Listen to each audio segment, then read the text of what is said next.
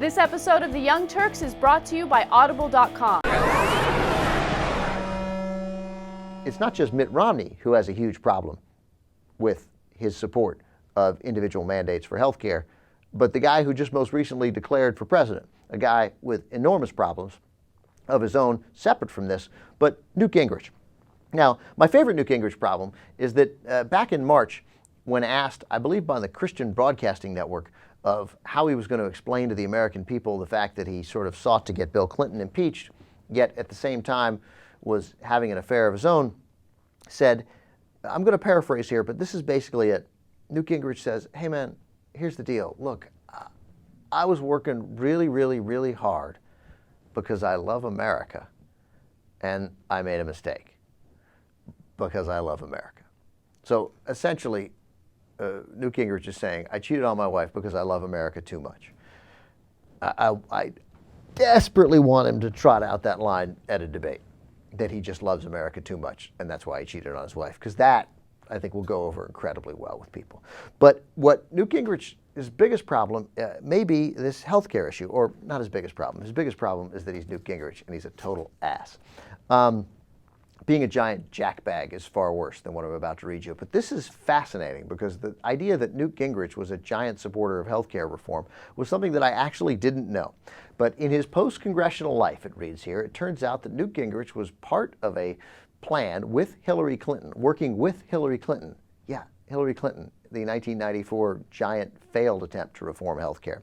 He was a vocal champion for mandated insurance coverage, the very provision, of course, that President Obama's health care legislation has generated such ire among conservatives.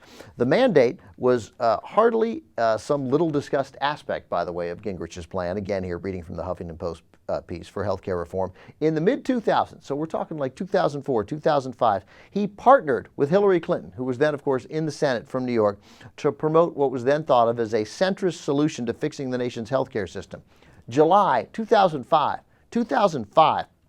the Hotline article on one of their events together, Hillary Clinton, Newt Gingrich, together, summer 2005, described the speaker as endorsing not just state-based mandates, as Mitt Romney supported in Massachusetts, got passed in Massachusetts, not just mandates by state, but some federal mandates as well, a federal mandate to buy insurance. A New York Sun write-up of the event describes that, quote, both politicians appeared to endorse proposals to require all individuals to buy health insurance. Require all individuals to buy health insurance. More of it. A simple newspaper archive, it says here, bears this all out. An Allegiant Health event in Omaha in 2008, 3 years ago, 2008, Gingrich said, quote, it's fundamentally immoral for a person to go without coverage, show up in an emergency room, and demand care.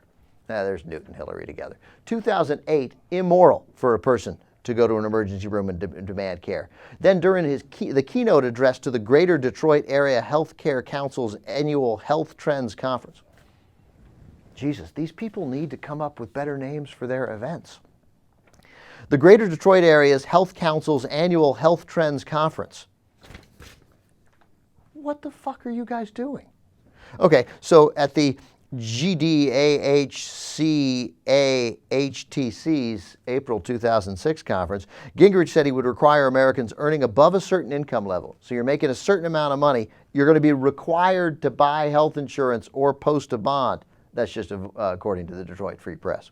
And then in June of 2007, he wrote an op-ed in the Des Moines Register. I don't know whether this will come up during the Iowa caucuses. And he wrote, quote, personal responsibility, says Gingrich, extends to the purchase of health insurance. Citizens should not be able to cheat their neighbors by not buying insurance, particularly when they can afford it, and expect others to pay for their care when they need it. Quote, an individual mandate, he added, should be applied when the larger healthcare system has been fundamentally changed. Okay. All right. But of course now Gingrich criticizes the president and says the Affordable Health Care Act is madness and indefensible and says it should be repealed and defunded. Okay. That's awesome. These guys, they know no bounds. They know no bounds. So forget the stuff about personal responsibility and the fact that Gingrich nailed another woman while he was married because he loves America. Leave that part out. Newt Gingrich supports an individual mandate to buy health insurance. Newt Gingrich and Mitt Romney, they're out. Out, out, out. They'll never get the nomination. So you're back to those other clowns. I'm not afraid. Right now, couldn't be less afraid. Oh, you're Donald Trump. I'm sorry, I forgot about Donald Trump. Audible.com is the leading provider of audiobooks.